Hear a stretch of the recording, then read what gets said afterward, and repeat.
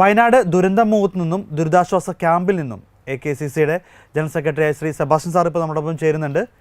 Sir നമസ്കാരം. ഇപ്പോൾ ദുരിതാശ്വാസ ക്യാമ്പിലാണ്. എങ്ങനെയാണ് അവിടുത്തെ കാര്യങ്ങൾ പോകുന്നത്? ദുരിതാശ്വാസ ക്യാമ്പിൽ ഞാൻ മേപ്പാടി ടൗണിലുള്ള ഗവൺമെന്റ് സ്കൂളിലാണ് ഉള്ളത്. ഇവിടെ എല്ലാ ക്ലാസ് മുറികളിലും ഈ ചൂരൽമല പ്രദേശത്തുള്ള മുണ്ടക്കൈ പ്രദേശത്തുള്ള ആളുകളാണ് ഉള്ളത്. ഞാൻ എല്ലാ മുറികളിലും കയറി അവിടെ ഉണ്ടായിരുന്ന കഴിഞ്ഞ നമ്മളുടെ സംസാരത്തിൽ പറഞ്ഞ മഞ്ജു ടീച്ചർ ഉണ്ടായിരുന്നു. മഞ്ജു ടീച്ചറും ഞാനും കൂടിയാണ് പോയത്. വളരെ ദാരുണമായ ഒരു കാര്യം എന്ന് പറയുന്നത് ഈ ഇവിടുത്തെ ക്യാമ്പിലുള്ള കുട്ടികൾ അവരെല്ലാവരും അസ്വസ്ഥരാണ്. അവരുടെ കൂട്ടുകാർ നഷ്ടപ്പെട്ടതിന്റെ ഭയങ്കരമായിട്ടുള്ള കരച്ചിലും സങ്കടത്തിലുമാണ്. അതിനായിട്ട് നമ്മളിപ്പോൾ നമ്മുടെ രൂപതാ ടീമുമായി ബന്ധപ്പെട്ടു. നമ്മളുടെ ഏതാനും സിസ്റ്റേഴ്സും ഈ MSW കൗൺസിലിംഗ് ഒക്കെ കഴിഞ്ഞിരിക്കുന്ന ഏതാനും ആളുകളെ അടിയന്തരമായിട്ട് ഇങ്ങോട്ടേക്ക് പറഞ്ഞു വിടണമെന്ന് അറിയിച്ചിട്ടുണ്ട്. അതനുസരിച്ച് അവര് വരുന്നുണ്ട്. അതോടൊപ്പം തന്നെ ജീസസ് യൂത്തിന്റെ ഒരു ടീം നിലവിൽ ഇവിടെ അവൈലബിൾ ആയിട്ടുണ്ട്. നമുക്ക് കഴിയുന്ന സാഹചര്യങ്ങളൊക്കെ ഉപയോഗിച്ച് ആ ആളുകളെ ആളുകൾ പാർക്കുന്ന ക്യാമ്പ് മുറികളിലോട്ട് കടത്തിവിടാനായിട്ടുള്ള ശ്രമവും ചെയ്യുന്നുണ്ട്. ഇതിന്റെ കൂടെ ധാരാളം സന്നദ്ധ പ്രവർത്തകരുണ്ട്. ഭക്ഷണം, വസ്ത്രങ്ങള്, മെഡിസിൻ, എനിക്ക് തോന്നുന്നു ഒരു 3-4 ഹോസ്പിറ്റലുകളുടെ യൂണിറ്റ് തന്നെ ഇവിടെ ഉണ്ട്. ചിലപ്പോഴൊക്കെ മെഡിസിന്റെ ഒരു ലഭ്യതക്കുറവ് ഇവിടെ റിപ്പോർട്ട് ചെയ്യപ്പെടുന്നുണ്ട്. പ്രത്യേകിച്ച് ഇൻസുലിൻ എടുക്കുന്ന പ്രായമായിട്ടുള്ള ആളുകളെല്ലാം ഉണ്ട്. അവർക്കും ആ സാധനങ്ങളൊക്കെ എത്തിക്കാൻ നമ്മളുടെ ഹോസ്പിറ്റൽ സെന്റ് ജോസഫ്സ്, ഫാത്തിമ പോലുള്ള ഹോസ്പിറ്റലുകളുമായിട്ട് ബന്ധപ്പെടുന്നുണ്ട്. എന്താണെങ്കിലും അതോടൊപ്പം തന്നെ തെരച്ചില് അവിടെ പുരോഗമിക്കുന്നുണ്ട്. നമുക്ക് അങ്ങോട്ട് പോകാൻ കഴിഞ്ഞിട്ടില്ല ഇതുവരെ. അവിടെ പെർമിഷൻ ഉള്ളവർക്ക് മാത്രമാണ് കയറി ചെല്ലാൻ കഴിയുക. ഇപ്പോഴും ശവശരീരങ്ങൾ എടുത്തുകൊണ്ടിരിക്കുന്നു. ഏകദേശം ഒരു 298 300-നോടടുത്ത് എണ്ണം ഇപ്പോൾ ആയിട്ടുണ്ട് മരണപ്പെട്ടവരുടെ എണ്ണം. നമ്മുടെ AKCCയുടെ പ്രവർത്തകർ ദുരന്തമുഖത്തുണ്ട് അല്ലേ, രക്ഷാപ്രവർത്തനവുമായി ബന്ധപ്പെട്ട്? നമുക്ക് ആദ്യത്തെ ദിവസം ഇത്രയും സ്ട്രിക്റ്റ് അല്ലായിരുന്നു രക്ഷാകര ദൗത്യത്തിന്. അപ്പോൾ ആ കൂട്ടത്തിൽ പോയ ആളുകൾ അവിടെ ഉണ്ട്. ഡിൻഡോയൊക്കെ ഇപ്പോഴും അവിടെ തന്നെ ഉണ്ട്. ഇപ്പോൾ എനിക്ക് തോന്നുന്നു ഞാനിപ്പോ ക്യാമ്പിൽ വന്നതിന് ശേഷം റിപ്പോർട്ടുകൾ അധികം ശ്രദ്ധിച്ചിട്ടില്ല. ഞാൻ അറിയുന്ന അനുസരിച്ച് യന്ത്ര സാമഗ്രികൾ വെച്ചുകൊണ്ടുള്ള തെരച്ചിലുകൾ ആരംഭിച്ചിട്ടുണ്ട് എന്ന് തോന്നുന്നു. ഓക്കെ. ഈ ക്യാമ്പിൽ നമുക്ക് ആവശ്യ വസ്തുക്കൾ എല്ലാം, അല്ലെങ്കിൽ മരുന്നുമായിട്ടും മറ്റെല്ലാ വസ്തുക്കളും നിലവിൽ ലഭ്യം ആണ് അല്ലേ? എല്ലാം കൊണ്ടും ലഭ്യതയുണ്ട്. സന്നദ്ധ പ്രവർത്തകർ ഇപ്പോൾ ക്യാമ്പിൽ, ഞാനിപ്പോൾ നിങ്ങൾ സംസാരിക്കുന്നതിന് തൊട്ട് മുമ്പിൽ തന്നെ സ്കൂളിൽ തന്നെ സന്നദ്ധ പ്രവർത്തകർ ആരാണെന്ന് എനിക്ക് വ്യക്തമായിട്ടില്ല. പ്രത്യേകമായിട്ട് അടുക്കളയുണ്ടാക്കി ഭക്ഷണം പാകം ചെയ്യുന്നുണ്ട്. അതിനുള്ള സന്നദ്ധ പ്രവർത്തകരുണ്ട്. ധാരാളം അധ്യാപകർ ഇവിടെ വന്നിട്ടുണ്ട്. അങ്ങനെയാണ് ഞാനിവിടെ എത്താൻ ഇടയായത്.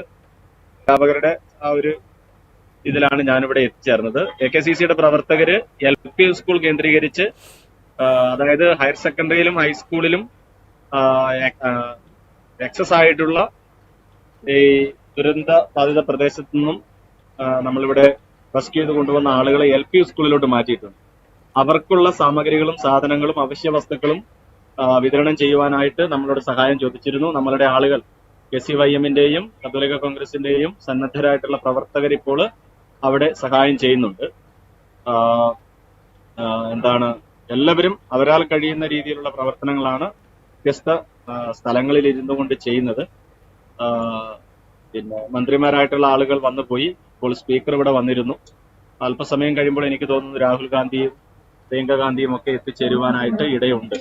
എത്തിച്ചേരുമെന്നാണ് നിർദ്ദേശം കിട്ടിയിരിക്കുന്നത്. സാർ ആദ്യം പറഞ്ഞൊരു വിഷയം അതായത് കുട്ടികളെ, എനിക്ക് തോന്നുന്നു ഇതുവരെ നമ്മൾ ആരും ശ്രദ്ധിക്കാത്ത ഒരു കാര്യമാണ് കുട്ടികളുടെ മാനസികാവസ്ഥ.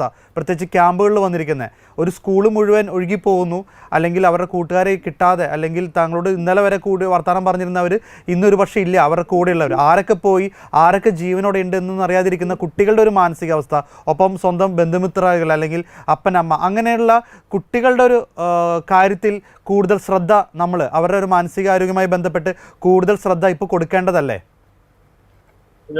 കുട്ടികളോട് ഈ ഞാൻ പറഞ്ഞൊരു ടീച്ചറുടെ കൂടെ പോയപ്പോൾ ടീച്ചർ കോട്ടയംകാരിയാണ്.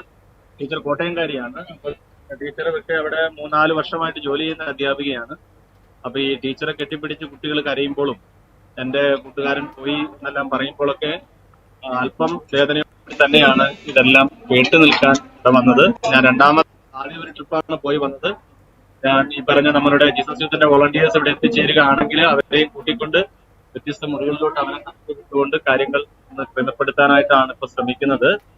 എന്താണെങ്കിലും ഈ മക്കളുടെ അമ്മ ചില വീടുകളില് എന്താണ് ഒരു കുട്ടി പറയുകയാണ്, അച്ഛന്റെ അനിയൻ ഞങ്ങളുടെ കൂടെ ഉണ്ടായിരുന്നു, പക്ഷെ ആളുകളെ രക്ഷപ്പെടുത്താൻ വേണ്ടി പോയപ്പോൾ ഞങ്ങളുടെ കൊച്ചാപ്പൻ പിന്നെ തിരിച്ചു വന്നിട്ടില്ല എന്നൊരു കുട്ടി പറഞ്ഞ് കരയുന്നു.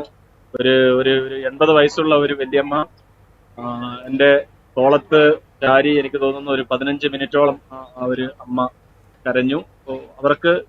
അവർക്കൊന്നുമില്ല, നഷ്ടപ്പെട്ടു പോയി, മുഴുവൻ നഷ്ടപ്പെട്ടു പോയി, ആളുകൾ നഷ്ടപ്പെട്ടു പോയി. അത്തരത്തിൽ ക്യാമ്പുകളിൽ അങ്ങനെ ഒരു പാനിക് സിറ്റുവേഷൻ നന്നായിട്ടുണ്ട്. അതുകൊണ്ട് തന്നെ അവരോട് അല്പം സംസാരിക്കാനൊക്കെ കഴിയുന്ന, അവരുടെ കൂടെ അല്പം നേരം ഇരിക്കാനൊക്കെ കഴിയുന്ന ഒരു സാഹചര്യം ഒരുപക്ഷെ നമുക്കിപ്പോൾ അടിയന്തരമായിട്ടൊക്കെ ചെയ്യാൻ കഴിയും.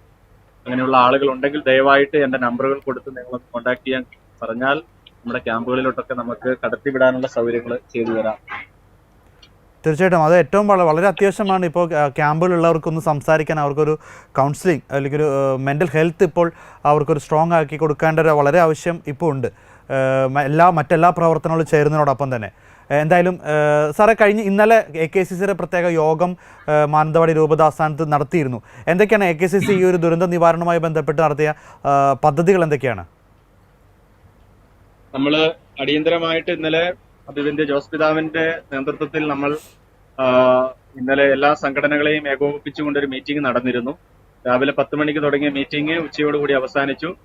ഹ്രസ്വകാല ദീർഘകാല പദ്ധതികളാണ് ആവിഷ്കരിച്ചിരിക്കുന്നത്. അതിന്റെ അടിസ്ഥാനത്തിൽ ഈ നഴ്സിംഗ് സേവനം ആവശ്യമുണ്ട് എന്ന് അറിഞ്ഞാൽ ഉടനടി അവിടെ നഴ്സിംഗ് സംവിധാനം ഏർപ്പെടുത്തുവാനായിട്ടുള്ള ക്രമീകരണം നമ്മളുടെ രൂപതയുമായി ബന്ധപ്പെട്ടിട്ടുള്ള ഹോസ്പിറ്റലുകളുടെ നേതൃത്വത്തിൽ നടക്കുന്നു. രണ്ടാമതായി നമ്മൾ കണ്ടെത്തിയ ഒരു കാര്യം, വിവിധ ഹോസ്പിറ്റലുകളിലുള്ള ആളുകൾക്ക് ബൈസ്റ്റാൻഡർമാർ ഇല്ലാത്ത ഒരവസ്ഥയുണ്ടായിരുന്നു. നമ്മൾ ഇന്നലെ വിവിധ ഹോസ്പിറ്റലുകളിൽ പോയി അത്തരത്തിലുള്ള ആളുകളെ കണ്ടെത്തുകയും ഏതാണ്ട് 7 ആളുകൾക്ക് ബൈസ്റ്റാൻഡർമാരില്ലാത്ത ഹോസ്പിറ്റലുകൾ ഉണ്ട്. ആ ആളുകളുടെ അടുത്ത് ഇന്നു മുതൽ ബൈസ്റ്റാൻഡർമാരെ എത്തിക്കുവാനുള്ള ക്രമീകരണം അതും ചെയ്തിട്ടുണ്ട്. പിന്നെ രൂപതയുടെ പൊതുവായൊരു കാഴ്ചപ്പാടിൽ തീരുമാനം വന്നിരിക്കുന്നത് ഇവരുടെ പുനരധിവാസവുമായി ബന്ധപ്പെട്ടിട്ടുള്ളതാണ്. ആ പുനരധിവാസ ശ്രമങ്ങൾക്ക് വേണ്ടിയിട്ട് ഉള്ള ഒരു ചുമതലയും അതിന്റെ റിസോഴ്സുകൾ കണ്ടെത്തുന്നതിനുള്ള ഒരു അക്കൗണ്ടൊക്കെ നമ്മളുടെ സോഷ്യൽ സർവീസ് സൊസൈറ്റിയുടെ നേതൃത്വത്തിൽ വൈദികരെ ചുമതലപ്പെടുത്തിയിട്ടുണ്ട്. അങ്ങനെ ദീർഘകാല അടിസ്ഥാനത്തിൽ ഇവരെ പുനരധിവസിപ്പിക്കുവാനുള്ള ശ്രമവും ഇതിന്റെ കൂടെ നടക്കുന്നുണ്ട്. എന്നാണെങ്കിലും പിന്നെ മാത്രമല്ല, കൽപ്പറ്റ കേന്ദ്രീകരിച്ച് ഇപ്പോൾ അത്യാവശ്യം എല്ലാ സാധനങ്ങളും ഒക്കെ ഇവിടെ അവൈലബിൾ ആണ്. ഞാനിപ്പോൾ പല റൂമുകളിലും കടന്നു ചെന്നപ്പോൾ കണ്ടത് അവിടെയെല്ലാം സോർട്ടിങ്ങും മറ്റു കാര്യങ്ങളൊക്കെ നടക്കുന്നുണ്ട്. സോർട്ട് ചെയ്ത സാധനങ്ങൾ കൃത്യമായിട്ട് അവിടെ കൊടുക്കുവാനുള്ള ഉദ്യോഗസ്ഥരും സന്നദ്ധ സേവാ പ്രവർത്തകരും ഒക്കെ അവിടെയുണ്ട്.